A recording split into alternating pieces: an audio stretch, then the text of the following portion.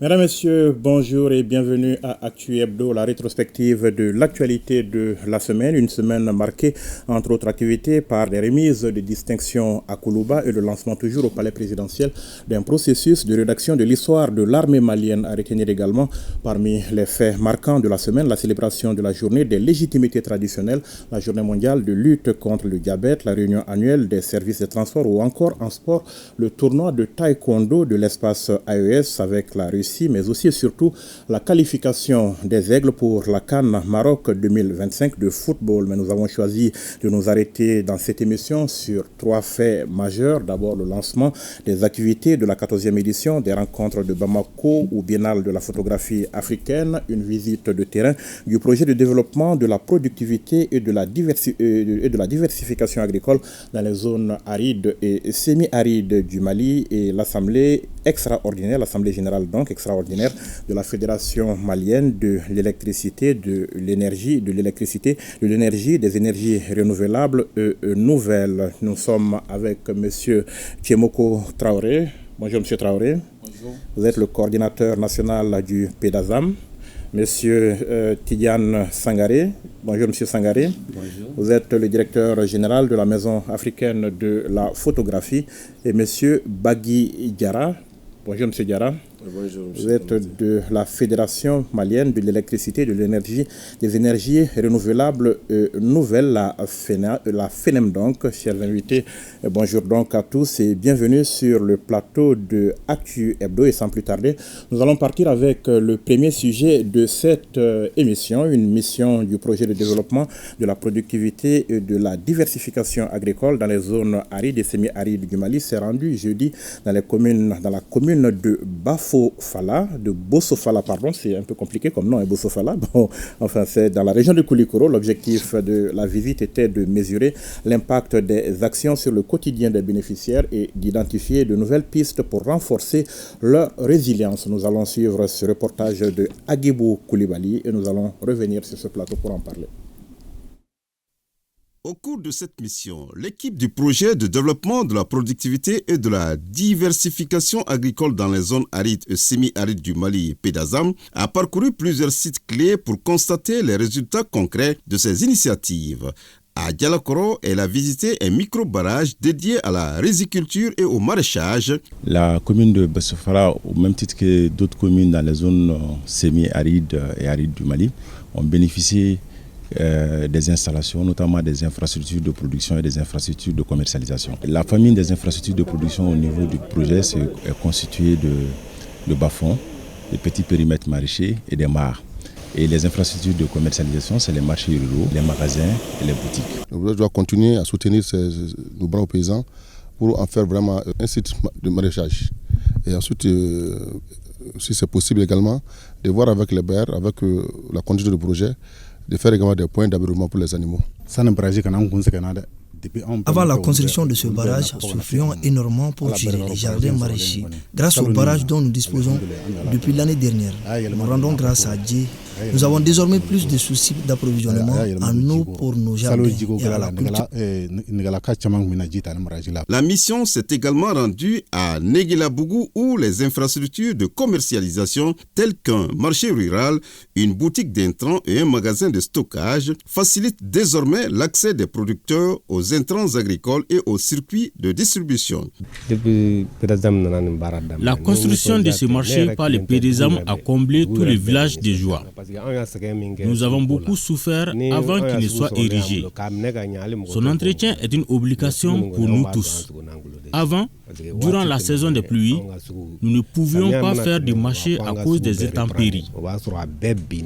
Les échanges avec les bénéficiaires, notamment ceux des programmes de transfert monétaire, ont permis de recueillir des témoignages sur les changements positifs apportés par le projet. Cette mission de terrain a permis au PEDASAM de consolider ses liens avec les communautés locales et de réaffirmer son engagement pour un développement agricole durable dans les zones arides au Mali.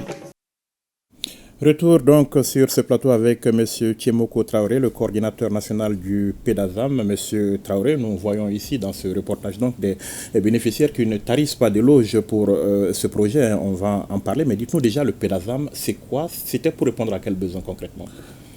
Merci de m'avoir invité sur votre plateau. Le PEDASAM a pour objectif d'améliorer la productivité et de renforcer aussi la résilience des bénéficiaires. Donc, sa zone d'intervention géographique, ce sont les zones arides et semi-arides. Pour qui connaît les zones semi-arides et arides, au Mali, vous savez que le premier challenge, c'est l'accès à l'eau, maintenir l'eau durant toute l'année et aussi aménager les terres. Donc, dans cette dynamique, on a réfléchi le projet avec 3 composantes, notamment la première qui est l'amélioration de la productivité et de la résilience. La seconde, c'est l'aménagement des infrastructures. Et le troisième aussi, c'est l'appui en termes d'élaboration des notes de politique pour améliorer encore ce que nous faisons de façon concertée avec l'ensemble des parties prenantes. Alors, quand nous parlons de zones arides, semi-arides, de quoi parlons-nous concrètement? Parce qu'on peut entendre cela comme ça, on peut penser au Grand Nord, par exemple. De quoi parlons-nous? Oui, nous définissons semi-aride et aride en fonction de la pluviométrie, la quantité de pluie que nous recevons par an.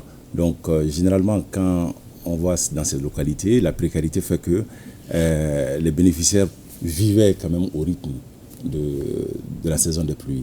Donc, on a amélioré quand même cette pratique en aménageant les terres avec plusieurs techniques, notamment la gestion durable des terres avec la technique de ZAI, qui fait en sorte qu'on maintient l'eau durant une période bien définie et avec l'apport des engrais organiques, tous les éléments nutritifs y sont. Donc ceci va permettre aux uns aux autres aussi d'avoir une agriculture productive durant toute l'année. Et nous aménageons à ce titre aussi non seulement les petits périmètres maraîchers, les bas-fonds pour produire, mais aussi des espaces de commercialisation. Parce que ça ne sert à rien de produire et sans pourtant vendre sur le marché. Donc aussi, en vendant sur le marché, nous facilitons le second mot quand même du projet, la diversification. Nous sortons de la monoculture. Donc ça permet durant toute l'année d'avoir de quoi se nourrir et de vendre sur le marché. Et ceci aussi, nous partons très loin parce qu'on a même subventionné beaucoup de micro-projets dans les filières qui sont porteuses. Donc cette mise en relation en termes d'unités agricoles de production a été faite aussi avec les unités industrielles de transformation. Donc qui fait que de situations précaires, on se retrouve à être actif quand on est bénéficiaire du projet. Parce qu'au départ, on a constitué ce qu'on appelle le registre social unifié, qui est une base de données qui prenait en compte la vulnérabilité, qui était définie en termes de revenus, de l'accès à l'alimentation, à l'éducation, la situation socio aussi démographique, parce qu'on avait des situations de chefs ménage qui étaient veuves, on avait des personnes aussi qui étaient en situation de handicap. Il fallait dans un premier temps faire un transfert monétaire pour que les bénéficiaires puissent répondre aux besoins urgents.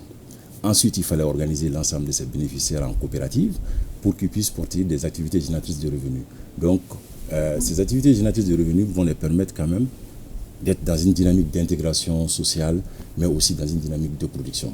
Donc, lorsque les aménagements ont été faits, donc ces mêmes bénéficiaires ont continué à mettre en valeur ces aménagements avec la production et en animant quand même l'économie agricole dans les différentes localités.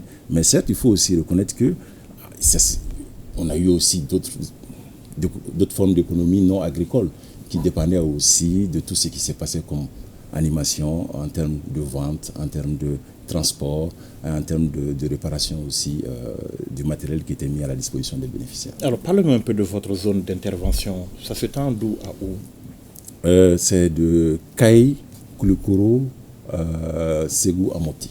Voilà. Donc, nous sommes dans ces communes. Pour qui connaît peut-être ces zones, comme je l'ai si bien dit, la précarité et l'accès à l'eau posent énormément de problèmes. Maintenant, avec le nouveau découpage administratif, le projet s'est adapté. Donc maintenant, nous avons la région de Badiangara, la région de Douanzan, la région de Nara et la région de Niro-Sahel. D'accord, si on reste sur l'ancien découpage, vous êtes donc jusqu'à la région de Mokpi. Pourquoi pas au-delà? Bon, comme c'était une première dans les zones arides, il fallait quand même partir des zones les plus arides parmi les zones arides. Donc l'échantillonnage a été fait dans cette dynamique pour voir est-ce que si nous subventionnons, si nous donnons des subventions, si nous accompagnons les bénéficiaires dans ces localités, est-ce que nous allons être dans une dynamique de les rendre non seulement actifs, d'avoir aussi une productivité agricole accrue et aussi être dans une diversification agricole. D'accord. Alors, depuis combien de temps est-ce que vous intervenez dans ces zones, dans ces communes, et avec quels résultats aujourd'hui? Vous nous avez cité un certain nombre d'activités que vous menez, mais depuis combien de temps est-ce que vous le faites et avec quels résultats aujourd'hui? Le projet a son actif depuis 2018 une centaine d'infrastructures de production, parmi lesquelles on peut compter les bas-fonds, les petits périmètres maraîchers, les mares et les infrastructures aussi de commercialisation qui sont les marchés ruraux, les boutiques d'intrants et les magasins de stockage. À ce niveau, nous avons fait le trait d'union entre la production et la commercialisation. C'est pour cela que quand vous voyez même l'objectif du projet qui est de renforcer la résilience, quand il y a une production aussi importante, il y a des magasins de stockage qui permettent quand même d'être dans une dynamique de résilience, parce qu'on a vu l'inondation, les zones sont passées par ce filtre. Il y a une réponse adaptée, même si en dépit des dégâts qu'on a pu constater. Donc, en plus de ça, on a fait des actifs économiques. On est parti aussi avec un nombre très important de personnes qui étaient dans une situation de vulnérabilité, en mettant à leur disposition le premier transfert monétaire, les accompagnant avec les autres transferts qui sont non seulement monétaires aussi, mais qui sont productifs. On a pu voir que tout ce dispositif a fait en sorte qu'ils sont maintenant des actifs économiques dans leurs différentes localités. Alors, qui est-ce que vous avez ciblé concrètement avec ce projet? Le projet vise ceux qui sont dans le monde de l'agriculture, d'une part, et les couches les plus vulnérables. Parce que le projet aussi a deux volets qui vont ensemble au même rythme, qui est le volet social et le volet agricole. Donc, quand nous donnons la possibilité, en faisant des transferts aux bénéficiaires, d'avoir de quoi répondre aux questions de vulnérabilité, nous faisons en sorte aussi que les infrastructures agricoles puissent être en même temps accessibles et être dans une dynamique de production. Donc, dans cette dynamique, nous avons aussi les couches vulnérables, nous avons aussi fait pas mal d'accompagnement en termes de conseils agricoles au niveau de nos différentes localités qui permettront sûrement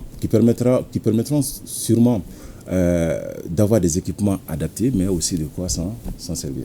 D'accord, l'objet de votre visite de terrain dans cette localité, voilà, qu'est-ce qu'elle a de particulier, cette localité? Cette localité était au rythme de la saison des pluies. Comme vous avez vu la quantité d'eau que le barrage a pu maintenir, cette localité n'avait pas aussi une diversification en termes de production. C'était beaucoup plus de la monoculture. Cette localité n'avait pas toutes les techniques qu'il fallait aussi pour maintenir de façon durable la santé des sols. Donc, ceci était aussi une volonté forte de la part de nos autorités qui ne se limite pas seulement de tenir le comité national de pilotage, c'était de constater aussi de visu qu'est-ce qui se passait au niveau du projet et d'échanger avec les différents bénéficiaires sur ce qui s'est passé, à partir du moment où le projet a commencé et quel est, à travers leur itinéraire de vie, ce qui a vraiment changé. Et quel est le constat aujourd'hui? Les problèmes que vous venez d'évoquer ont été résolus? Nous sommes dans une dynamique d'amélioration continue. Les communes bénéficiaires du projet saluent à plus d'un titre quand même les différentes interventions et on reçoit de plus en plus des demandes de communes qui ne sont pas dans la zone d'action du projet. Mais c'est aussi une forme pour nous d'inviter à la solidarité. Ce qui nous distingue beaucoup dans nos démarches, c'est que les communes les plus riches continuent à améliorer quand même la collaboration avec ceux qui sont les plus vulnérables autour d'eux, d'une part, mais aussi les ressources qui ont été créées. Par exemple, nous avons vu dans le marché de Bossofala les infrastructures, mais au témoignage des maires de la localité, on se rend compte que ça a augmenté quand même le revenu qui se paye de façon hebdomadaire. Donc, ce qui fait que ça peut permettre au niveau des collectivités aussi, non seulement pour Bossofala, mais pour les autres, d'accompagner nos populations avec les services sociaux de base et de répondre efficacement aussi lorsque le projet ne sera plus là. Est-ce que ce qui se passe à Bossofala aujourd'hui, on peut l'étendre à tout le reste de la zone d'intervention du projet? Est-ce qu'on peut constater, est-ce qu'on peut considérer, disons plutôt, que c'est le même résultat un peu partout? Oui, nous avons eu un taux de satisfaction de 90% de nos bénéficiaires, mais nous ce taux ne nous motive pas trop, c'est les 10% qui restent. Donc on s'est rendu compte que aussi il faut revoir notre façon d'intervenir dans certaines localités, parce que la question d'eau pose toujours problème, et nous sommes en train d'avoir des technologies qui peuvent permettre d'améliorer encore plus ces zones-là. Nous pouvons, entre autres, citer quand même les variétés de semences adaptées au changement climatique, et nous avons mis à la disposition cette année des bénéficiaires de certaines localités. Et nous avons aussi, avec la gestion durable des terres et des eaux, permettre à certaines localités de travailler sur place et de les maintenir dans leur localité.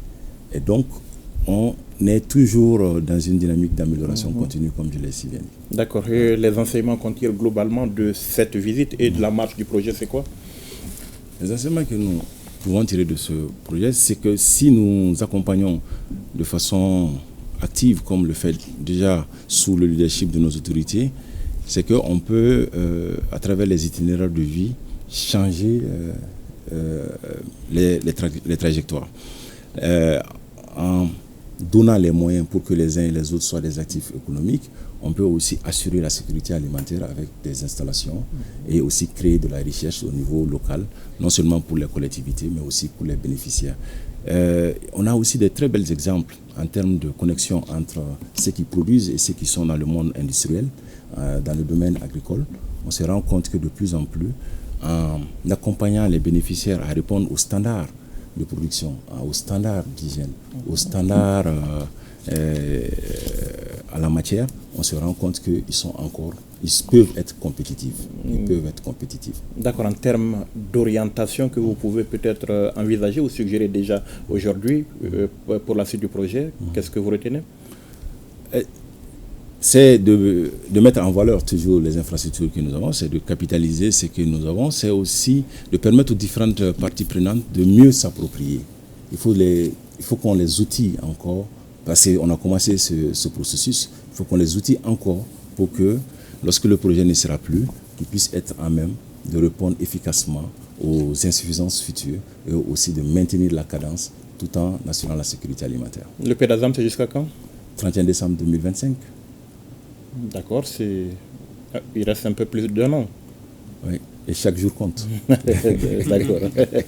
Alors, chers invités, un mot par rapport à ce projet qui se donne comme ambition de développer un peu la productivité et de diversifier la production agricole dans les zones arides et semi-arides. Vous avez entendu alors monsieur Traoré, c'est ça? Oui. Et voilà. Et qu'est-ce que vous pouvez dire par rapport à ce que son projet fait sur le terrain? Merci beaucoup. Au regard quand même de ce que nous avons vu comme reportage et également les informations qu'il vient de donner sur son projet, je pense que c'est vraiment une initiative qui mérite d'être saluée, parce que dans beaucoup de localités du Mali, vraiment nous avons besoin de cet appui-là. C'est que dans la zone, toute la zone du sud, pratiquement, c'est des lieux où on peut produire beaucoup de types de production agricole. Et c'est des gens qui sont vraiment dévoués à ce travail-là, mais qui très souvent sont très limités en termes de capacité à pouvoir exploiter de façon judicieuse, comme on appelle, les ressources naturelles qu'ils disposent à leur niveau. Donc moi je pense que le projet vient à point nommé et ça permet, comme on appelle, d'assister, comme on appelle, ces populations qui sont là et qui sont dévouées pour ce travail-là. Et dans son intervention, il a parlé, comme on appelle, de quelque chose qui a beaucoup retenu mon attention, l'aspect de la diversification, comme on appelle, des produits agricoles. Parce que je pense que ça, c'est un aspect sur lequel l'accent doit être mis. Parce que quand on était jeune, il y a beaucoup de nos produits qui étaient là où les populations avaient la possibilité vraiment de diversifier l'alimentation et autres. Mais dans certaines localités, en tout cas, on remarque aujourd'hui que tout cela disparaît. Et cette diversification peut faire en sorte qu'on revienne à ces cultures et que ça puisse permettre d'améliorer l'alimentation des populations. Merci M. Sangaré. On reviendra à vous pour parler photographie. M. Diarra, vous qui êtes dans l'énergie, les énergies. Merci bien. Moi, je pense que toute initiative donc, dans le domaine de l'agriculture plus globalement, et quand on regarde les caractéristiques donc, de notre économie nationale, sont à encourager. Mais il y a toujours à l'écouter quand on voit la production, la productivité et l'aspect de la commercialisation. J'ai été en train de chercher à voir l'aspect de la maîtrise de l'eau. C'est vrai qu'on y travaille avec des barrages à retenir de l'eau. C'est vrai qu'il y a des périmètres maraîchers, donc l'irrigation faisant son chemin dessus, et qui aujourd'hui utilisent un certain nombre donc, de facteurs catalyseurs comme l'énergie à ce niveau-là pour véritablement faire en sorte que la maîtrise de l'eau, au-delà de sa rétention, soit une réalité pour davantage contribuer à la productivité. Un aspect de ce côté-là. Un autre aspect, les infrastructures commerciales, j'ai regardé qu'il y a effectivement des boutiques pour souvent donc des intrants agricoles, mais souvent pour des produits agricoles après production. Donc il y a l'aspect de la conservation de ce côté-là. Parfois, parce que beaucoup de ces produits peut-être sur le marché, une fois créés au niveau local, ne sont peut-être pas ipso facto évacués. Donc il y a un temps de conservation et qui en réalité font que la plus-value qu'on est en train de vouloir aller chercher est là. Au-delà de l'aspect conservation, il y a la transformation qui peut se faire aussi avec un certain nombre, ou sinon la plupart même de nos produits agricoles, mais tout cela contribue effectivement à permettre donc aux bénéficiaires d'avoir une certaine emprise donc sur leurs produits en allant chercher effectivement la croissance au niveau donc de leur activité. Donc ce qui fait que cet aspect de la transformation, il a mentionné l'industrialisation en faisant en sorte qu'on veut préparer les bénéficiaires donc à avoir les bases nécessaires pour qu'il y ait le nexus avec l'industrie, mettre ça effectivement à l'échelle, c'est qu'il y a déjà quelque chose de très encourageant. Donc ça veut dire qu'au-delà de l'aspect transformation pour arriver à l'industrialisation, il y a toujours donc matière à faire. Tous ces commentaires simplement pour dire que l'initiative, elle est très bonne, mais que le facteur catalyseur, comme sur tout autre projet, en tout cas c'est la plupart du temps une réalité dans notre pays, ce qui fait que si vous regardez notre consommation d'énergie dans les domaines de l'agriculture, dans notre bilan de consommation finale, on est à 0,002. Donc la mécanisation derrière tout ce qui est la maîtrise de l'eau, la conservation et la transformation, ça dit que ça ne fait que soutenir et contribuer à la diversification au niveau local.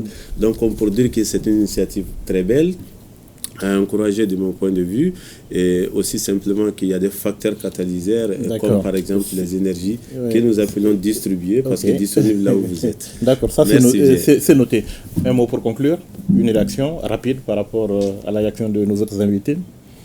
Oui, la plus-value créée quand même lorsque nous sommes avec les bénéficiaires, c'est cette capacité quand même d'intégration que nous constatons au niveau stratégique. C'est de partir à des situations de précarité, de se retrouver quand même dans une dynamique de production permanente avec l'ensemble des outils qui vont avec. Et ça, dans le monde de l'agriculture, c'est très important. Parce que, comme vous le savez, généralement, quand on parle d'agriculture, on voit une personne qui a une tabac, qui est dans le champ, qui est dans un état qui n'est pas... surtout quand on a un regard urbain de l'agriculture. Donc, c'est de dire aussi quelque part que on peut créer de la richesse locale à partir de l'activité agricole. Et l'activité agricole peut amener une forme d'économie. Donc, et nous sommes très regardants au niveau du ministère sur les aspects de durabilité. Parce que les technologies que nous apportons, nous ne sommes pas dans une dynamique de les mettre des technologies aussi que lorsque nous ne serons plus et que ça puisse poser problème. Et de plus en plus, sous le leadership de M. le ministre de l'Agriculture, des recommandations fortes sont dans ce sens pour l'acquisition même des motoculteurs avec l'énergie solaire. Donc ceci peut permettre quand même d'avoir une projection qui dépasse quand même la durée de vie du projet. D'accord. Voilà. Merci donc, Monsieur Traoré, coordinateur national du PEDASAM. Merci d'avoir répondu à nos questions. Et nous passons au deuxième sujet, le lancement cette semaine des activités de la 14e édition des rencontres de Bamako au Biennale de la photographie africaine. L'édition 2024 a pour thème Kouma, la parole. Et c'est le Premier ministre, chef du gouvernement, le Dr Choguel Kokala Maïga, qui a procédé au lancement des travaux. On regarde ce reportage de Mamari Kone et on revient ici pour en parler.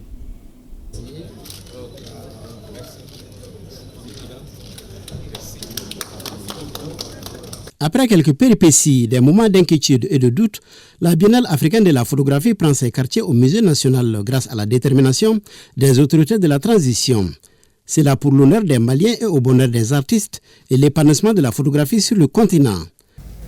Cette 14e édition, qui marque aussi les 30 ans de la Biennale africaine de la photographie, est placée sous le thème Kouma, la parole. Kouma, à l'inverse, Makoum, ou le silence. Et comme on le dit, le silence est souvent aussi éloquent que la parole elle-même.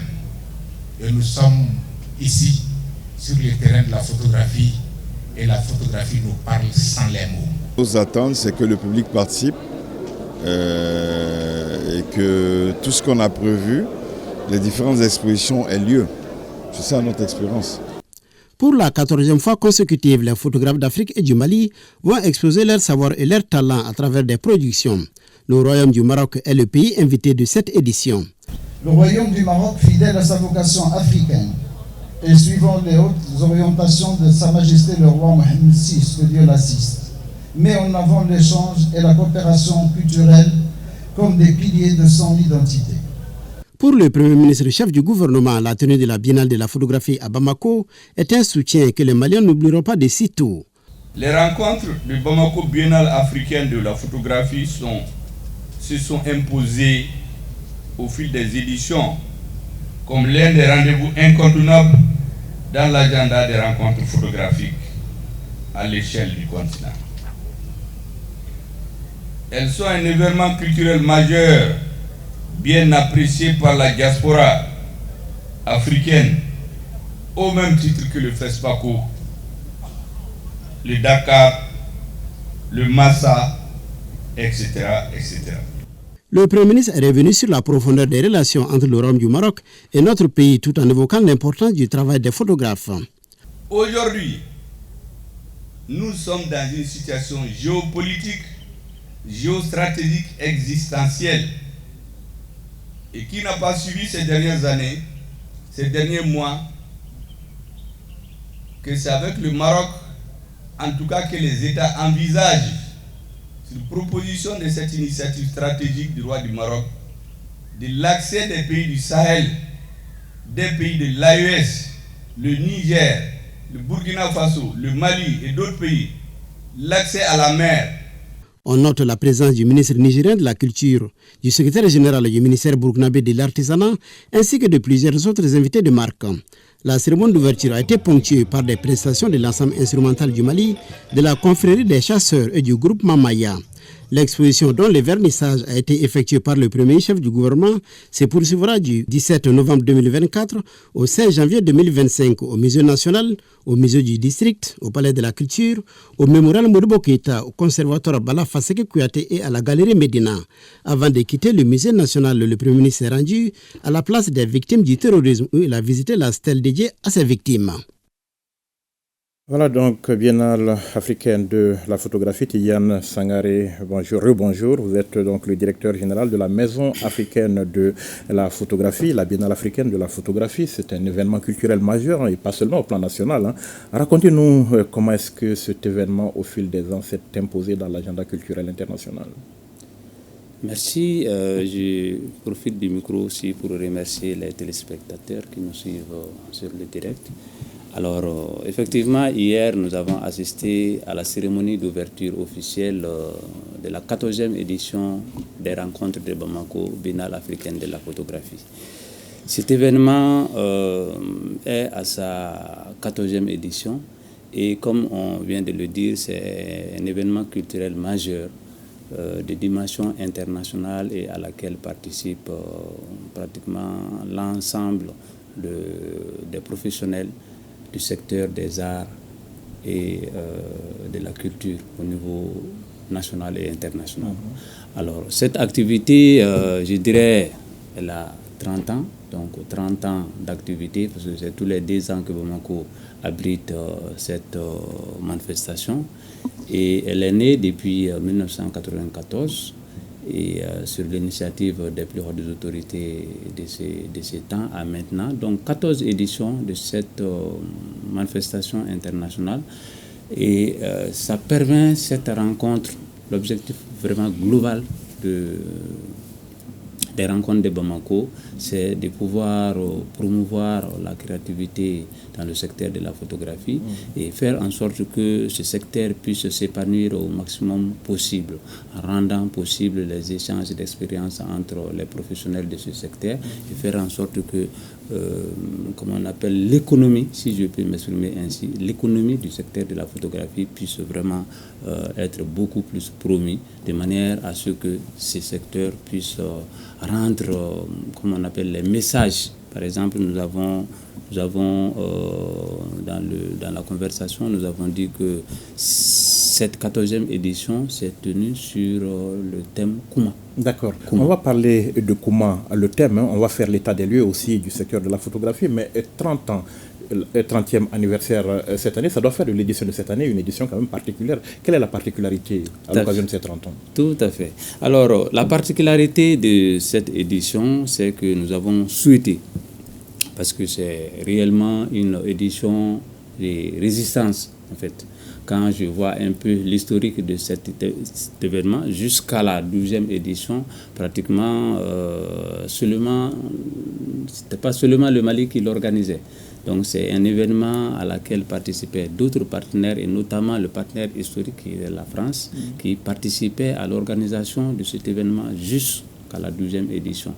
Mais depuis, je dirais, l'édition de cette année, c'est vraiment une édition à laquelle le Mali tout seul est en train d'organiser. C'est vrai, il y a quelques petits partenaires à côté, mais le schéma organisationnel qui était bâti vraiment sur le partenariat au niveau international, n'est plus. Donc nous sommes dans une nouvelle orientation. Donc là, en matière, comme on appelle, d'organisation de cet événement, il y a une sorte de résistance, de manière à ce que, comme on appelle, l'événement puisse être pérennisé et que nous continuions toujours, que Bamako reste toujours la capitale de la photographie africaine et que toujours cet événement puisse se maintenir, comme on appelle, pour promouvoir ce secteur. En comptant sur nos propres moyens, notre propre créativité. Alors, le thème Kouma quand même, pour un art, mieux en substance, expliquez-nous. Oui, Kouma, ça a été le choix, comme on appelle, du commissaire général. Je précise que c'est M. Lassana Igou Diarra qui est le commissaire général de cette 14e édition. Et le thème Kouma a été choisi vraiment pour que les photographes africains puissent se focaliser sur le message. C'est-à-dire Kouma, c'est, comme on appelle, à la fois la parole, l'expression qu'on peut donner pour que les gens comprennent, mais c'est une dimension très complexe parce que la parole regorge aussi le silence, les signes et tout ce qui s'ensuit. C'est-à-dire que même ne pas parler peut donner un sens. Donc, par exemple, si je vous présente ça, c'est un idéogramme Bamana qui est un signe et qui veut dire la parole. D'accord. Donc là, la parole, c'est vraiment l'expression du message, comment véhiculer un message. Et l'objectif vraiment même des rencontres de Bamako, c'est de faire en sorte que les photographes et l'ensemble des artistes qui sont dans le domaine puissent exprimer leur vision du monde par rapport aux difficultés qui sont traversées de par le monde, comment faire en sorte que des solutions puissent être trouvées à ces difficultés. Donc c'est ce message-là qui peut être exprimé dans les photos et de manière à sensibiliser les populations vers, comme on appelle, un lendemain meilleur. Donc c'est ces messages-là vraiment que les photographes vont exprimer à partir de la parole, couchée en ce moment-là sur papier pour donner leur vision de l'évolution du monde. En quelques mots, quelle vision du Mali, on va pas aller au niveau du monde, du Mali, les photographes du Mali veulent faire véhiculer? Alors, les photographes du Mali, aujourd'hui, nous sommes, je crois, dans une phase on appelle de changement, si je peux m'exprimer ainsi. C'est-à-dire le changement souhaité au niveau du Mali depuis un certain moment. Donc, comment exprimer, comment on appelle cette volonté des changements des populations sur les images qui sont projetées. Donc c'est là le message que les Maliens veulent faire passer. Donc comment on appelle la transition vers l'ancien et vers ces nouveaux mondes, c'est-à-dire on dit le Malikoura, mais comment on peut arriver à ces Malikoura-là? Donc il y a certaines valeurs qui sont connues en nous, qui doivent vraiment qu'on doit ressortir de manière à ce que le Malien nouveau puisse avoir un certain comportement, parce que tant que ce comportement n'aura pas changé, nous ne serons jamais un nouveau Mali. Donc, comment faire changer ce comportement-là? Donc, c'est vraiment ce message de sensibilisation et autres qui sont véhiculés dans les œuvres qui sont présentées. Qu'est-ce que les Maliens peuvent aller voir à la Biennale de la photographie et où concrètement? En quelques mots, qu'est-ce que vous proposez au public? C'est des expositions nombreuses. Il y a vraiment plein d'expositions qui sont les sites qui sont consacrés à cette 14e édition. C'est d'abord le site du Musée national. Le Musée national où il est présenté l'exposition panafricaine sur Kouma, la parole. Donc c'est les photographes, les éminents, parce que c'est une trentaine de photographes qui ont été retenus pour cette 14e édition, après une sélection sur 500 photographes qui avaient postulé. Donc les 30 photographes ont été retenus sur l'Afrique et la diaspora, c'est-à-dire tous les photographes africains mais qui résident en dehors de l'Afrique sont aussi participants de cette édition.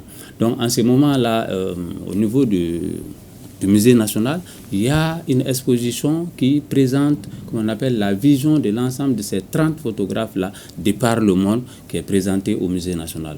En plus de cela, il y a au Musée du district, à la mairie centrale, au Musée du district, il y a aussi 2 autres expositions, une partie consacrée, comme on appelle, à l'Expo internationale, mais l'autre qui est présentée par le pays invité d'honneur, le Maroc. Donc le Maroc a envoyé une équipe d'artistes photographes qui ont présenté également une exposition merveilleuse sur, comme on appelle, leur manière de comprendre, comme on appelle, les difficultés qui sont imposées au monde présentement. Donc là, cette exposition aussi se trouve au Musée du district. Il y a la Maison africaine de la photographie. Et la Maison africaine de la photographie, nous avons présenté une rétrospective des 30 ans de la Biennale africaine. Donc là, c'est en quelque sorte un condensé de tout ce qui s'est passé pendant ces 30 ans-là qui est présenté au niveau de la Maison africaine de la photographie. Et en plus de cette exposition, il y a, comme on appelle, un pavillon Mali, donc les artistes maliens seulement qui ont également présenté une exposition en lien avec la parole et en lien avec les valeurs qui sont au niveau de le damé, comme on appelle la citoyenneté et tout ce qui est éléments qui permettent au Mali aujourd'hui vraiment d'atteindre certaines valeurs sociétales qui peuvent faire en sorte que le Malien nouveau puisse être différent de ce que nous sommes en train de vivre aujourd'hui. Toutes ces valeurs qui sont donc au cœur de la refondation. Voilà, de la refondation. Alors, un mot que j'ai cherché. Voilà, tout cela est censé durer 1 mois, c'est ça? Les expositions durent 2 mois. 2 mois, d'accord. Voilà, donc là, hier c'était le 16, du 16 novembre jusqu'au 16 janvier, nous serons sur les expositions. Donc les populations ont la possibilité d'aller voir les expositions sur ces différents sites-là. Il y a 2 autres sites que je n'ai pas présentés. Et ça, c'est la Galerie Médina, où nous avons également des projets d'exposition. Et au Mémorial Modibo Keïta, où nous avons un certain nombre de projets spéciaux que nous présentons au niveau du mémorial. D'accord. Nos autres invités, en un mot, est-ce que ça vous tente de faire un tour à la Biennale de la photographie? Est-ce que ce secteur vous intéresse? M. Traoré, M. Diarra. On commence toujours par un Traoré. D'accord, on va y aller rapidement. L'art au service du développement est vraiment appréciable. Vous savez qu'il y a une connexion très forte quand même entre le monde agricole et la thématique choisie, le Kouma, pour motiver souvent la production dans le champ. Souvent c'était des champs, parce que le trait entre le champ et les champs était vite trouvé. Donc ça faisait que, comme on dit, les Kamelingende qui étaient dans le champ avaient de quoi être simulés à travers les paroles qui donnaient quand même beaucoup d'espoir et de la motivation. C'est que l'arrêt aussi sur le temps, voir les parcours, les itinéraires qui sont passés à travers la photographie, aussi un moyen pour nous de nous rappeler qui nous sommes, et ça nous permet aussi de nous projeter tout en ça. Mais les enjeux, peut-être les enjeux actuels quand même, à ce niveau, c'est la technologie, parce que historiquement, quand on se rend des visites, c'était l'album photo qu'on voulait voir très rapidement dans les familles. Mais maintenant, tout est sur le smartphone. Oui. Donc, on est un peu quand même nostalgique, mais je vous assure que je vais y faire un tour. Monsieur Diarra. Merci bien. Non, je voudrais dire, M. Konaté, que c'est quand même très bien de voir déjà même sur ce plateau la culture exister, parce que si vous connaissez le vestibule, vous comprendrez que c'est les jeunes d'abord qui prennent la parole avant que ça n'arrive. Donc, c'est quand même bien de on va pas se mêler de ça. Voilà.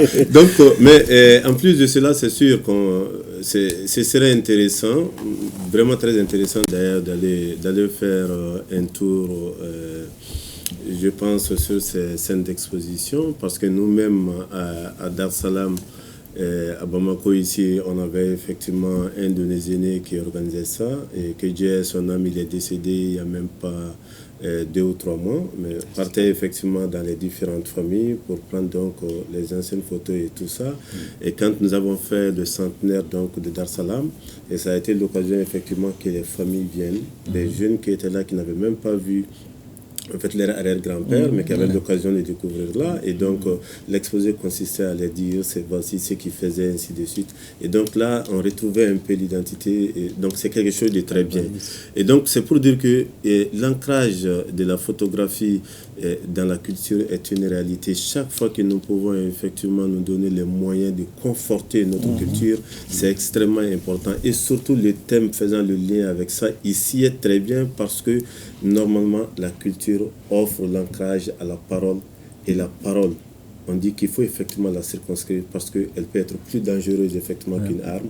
Et donc moi je suis totalement d'accord, et bon, on va tout cela. D'accord, on va revenir à vous pour 2 petits mots pour boucler, monsieur le directeur de la Maison africaine de la photographie. Le défi pour les photographes du Mali aujourd'hui, c'est quoi? Vraiment en 2 mots, on ne prépare le temps. Le défi majeur au niveau du Mali, pour ce qui concerne la photographie, je dirais, c'est surtout la formation. C'est surtout la formation. Parce que quand nous regardons cette biennale qui se tient depuis 30 ans, se tient. Par exemple, dans la sélection des 30 artistes de cette année, il y a 4 Maliens. Bon, là, j'aurais voulu voir plus de Maliens, mais très honnêtement, il y a matière à former nos photographes. Parce que la dimension, c'est-à-dire que le photographe, ce n'est pas seulement faire sortir. Aujourd'hui, chacun, vous l'avez dit, chacun a son téléphone. Chacun de nous est voilà. Donc là, faire juste une image, c'est pas compliqué.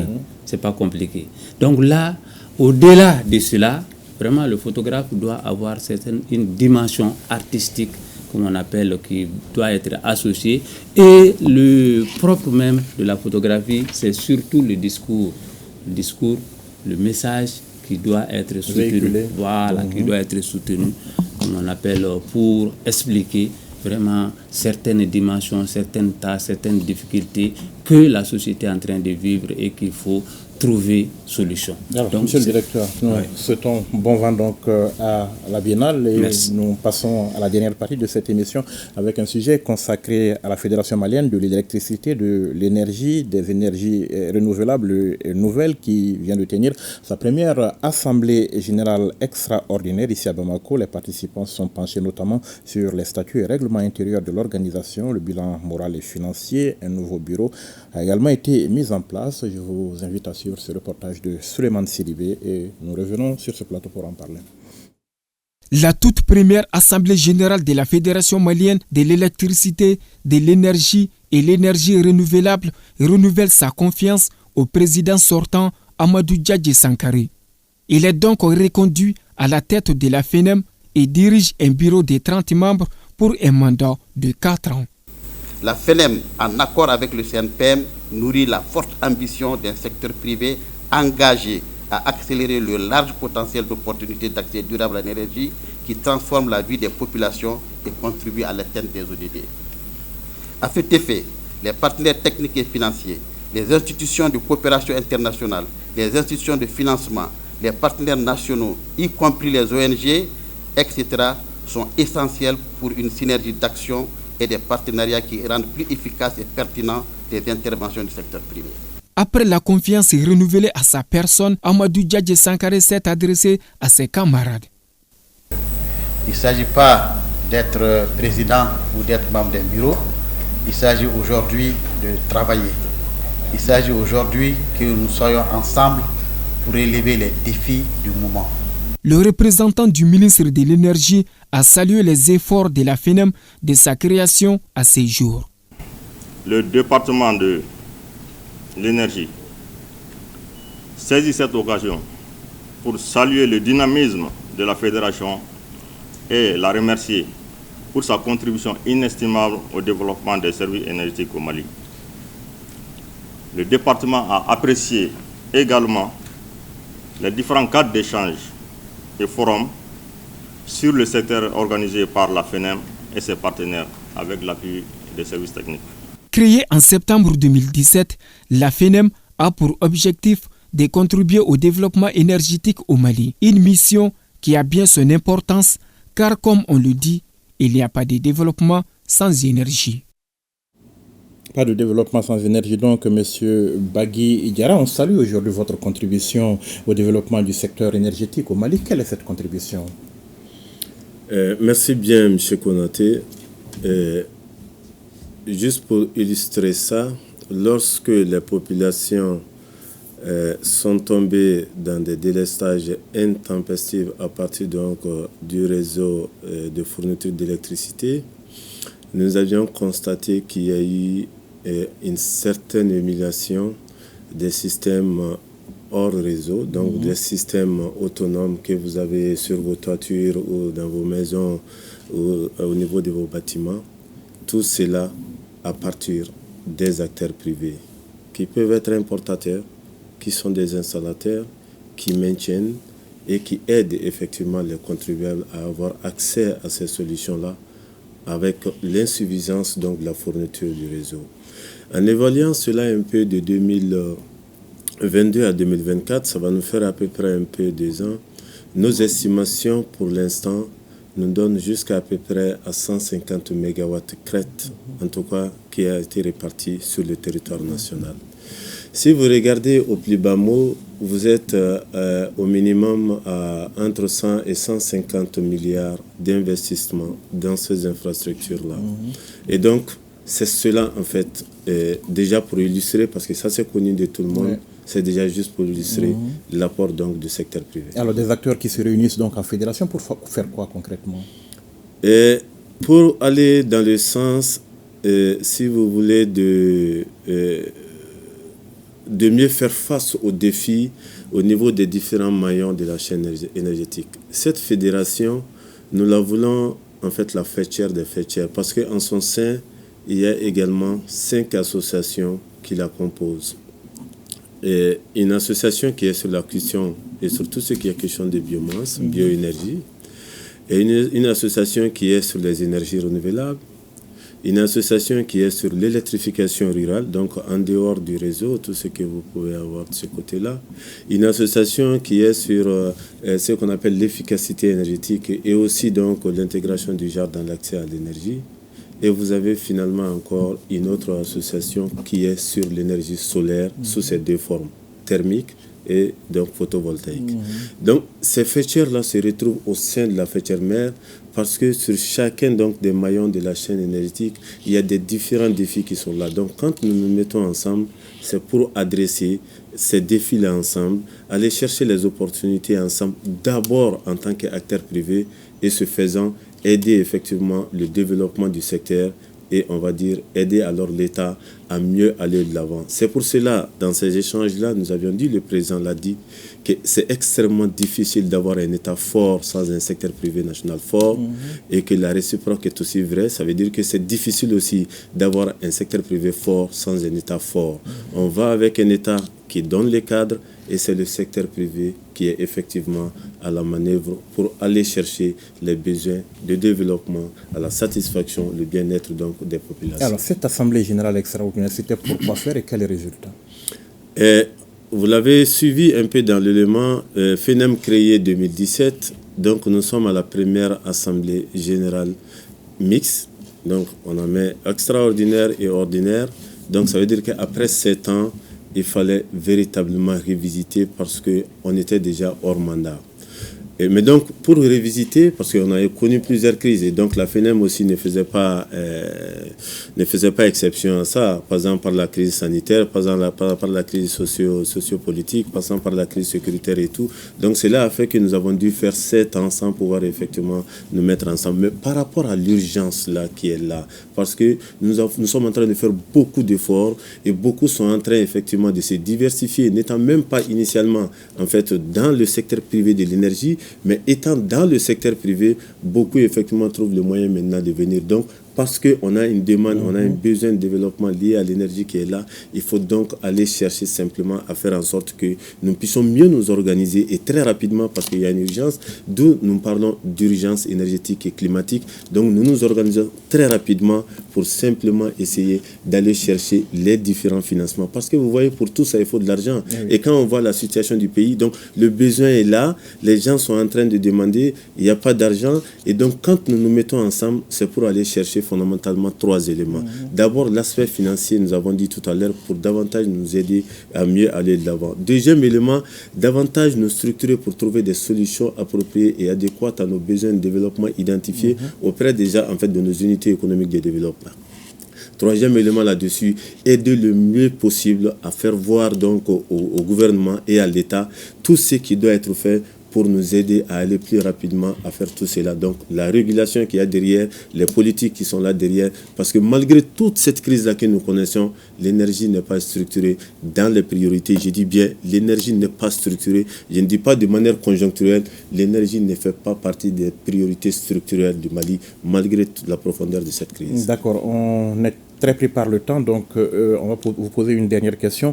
Un nouveau bureau, on ne change pas une équipe qui gagne certainement avec une reconduction. Pour relever quel défi aujourd'hui?